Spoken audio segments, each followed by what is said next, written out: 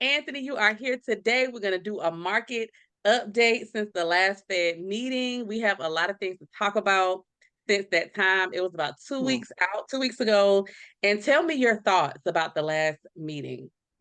Well, it was an interesting couple of weeks because rates really dipped based on some job report numbers from ADP that were a little bit lower than what was expected, and that's always a good thing for interest rates because if the job market isn't booming, you see interest rates come down, and we saw that, and I was even calling you, telling you, hey, you got some borrowers that may have been on the fence because of what they can qualify for with their income. Interest rates, they really did dip quite a bit over a 2 week period, and then we get the Fed meetings and what they say, and of course what they say, can impact rates greatly. Every word that they say, it can swing things in the other direction, and sure enough, it did. Powell came on. I think he was on 60 Minutes, and said that we're doing good with inflation, but we're not quite there yet. And literally came out and said he is not expecting or very much doubts they're going to be lowering rates in March when that time comes to make that decision. So he's already committed to not lowering the rate, while previously hinting that we're going to see some during the course of 2024, we're going to see some rates being, we're going to lower the rate maybe a few times, but now has decided that March isn't one of those, and also said that May is when the next time they are going to meet to potentially lower rates, that's kind of on the fence as to whether they'll do it then either. So now the market says, well, we saw these, bad job reports, and, it looks like they were hinting towards 2024 being some lower rates. This might be the time. Inflation is starting to come down. I think they really expected that in March they were going to commit to lowering rates. And then when he had that meeting on 60 Minutes and a few other people in his office talking, it just decided that they weren't going to do it in March, which pushes rates right back up to where we were. So it was a 3 week span of down, then right back up. So my opinion on it is that they're too cautious. I think that you can see inflation, it's consistently coming down, and they're waiting for this perfect number before they'll actually commit to lowering rates. But if you see the trend continuing down, you start to lower before you hit the floor, and they're waiting to hit the Right, floor before they do it. So that's where right. we are with So that. why not? If you see it, it's a nice, steady, gradual numbers that we're seeing it come down. But here's my thing: if it happens around the May meeting that they have, Mm, the April mhm. 30th, May 1st meeting, then that's really the busiest time in real estate. That's I'll say May to July, some parts of August. That's really the busiest time. So it could Yeah. really spike things out of control if they do it that way. So I'm interested to see what happens on that end Mm, because it is going to make a big difference. But like you said, now is really the time. And I know, like I said, we say it all the time as agents, and people are like, oh, you're just saying that. You yeah. don't want one, you don't want the competition. I was just talking to a client or texting a client yesterday, and I told her the same thing.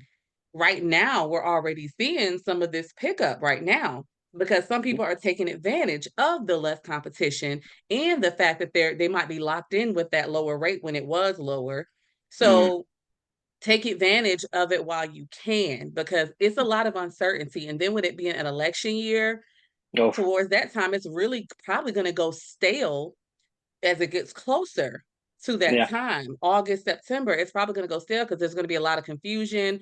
Not Oh, yeah. confusion, but there's just going to be a lot waiting, basically, Oh, about what's yeah. going to happen. Do you agree Yeah, I with think that? you're going to see it. Oh, yeah, I definitely think that as the election gets closer, you're going to start to see some people that think they know what they're talking about, make a decision to hold off. I'm going to wait till after the election and see what happens here Right. because they think the election one way or the other can swing things one way or the other, and it just might. But to really know that that's going to happen and wait and, maybe regret waiting. If the election goes in another direction where rates end up going up, maybe you shouldn't have waited. The whole waiting thing it's always a gamble. So, Always. I wouldn't be making that gamble if I had a bird in the hand at that moment, hoping that maybe something on the other end 2 months from now is going to be a better situation for you. Because again, you can always refinance if rates go down. You can always you buy now, rates a little bit higher, something changes, maybe it's the election, and then you end up refinancing within a very short period of time to get that lower rate, and you bought at the time where maybe the purchase price of the house was a little bit lower than it would be 3 or 4 months of waiting. Mm-hmm. So So a $500,000 house now at a 6.25, because where are we sitting at right now? About 6.25? on FHA, yeah. But take a look at today's market here while I get Get the it's pretty actual steady. factuals, Anthony. Yeah. I'm looking at it. I mean, it trended up this weekend, and it's having some high spikes. So yeah, I mean, let's go into conventional and FHA rates today. Let's see Conventionals up real to time. 6.7, upwards of 6.7, and yes, you can Oh, get FHA at 6.25%. A lot also depends on the purchase price and credit scores, of course, but anywhere between 6.2 to 6.5 on FHA, 6.7 to 6.9 on conventional. So, I mean okay. that, and we were much lower than that 3 weeks ago, like I was telling Mm-hmm. you. So, Yep. kind of disappointing, but I do expect that this will trend down during the course of this year. What stinks though is that the people that are buying in May and June are getting pre-approved in February or March.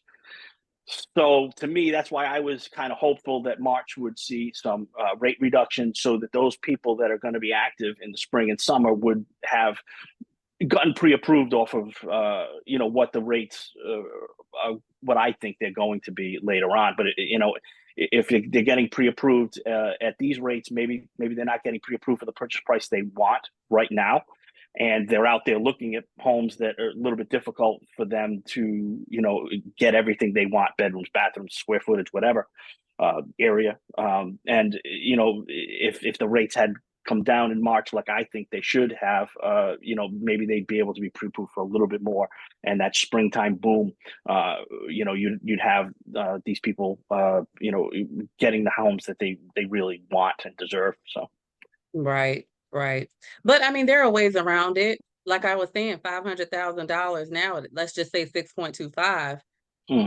As it gets closer, let's say the rate gets to 5.75 and that same house is 535. What will Yeah. be the difference in the monthly payment?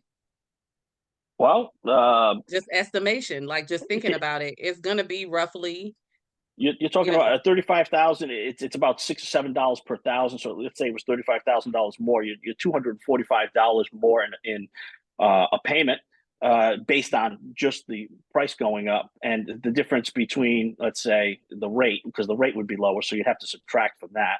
So let's say 6.25% interest, 30-year term. Okay, 30.75. Let's change that to getting the real fact. 5.75 interest. 2,917. So not much of a difference rate wise. Yes, better, but 2,917. You'd be about $150 better because of the rate, but paying $245 more because of the increased purchase price. So you're netting out to a loss on that.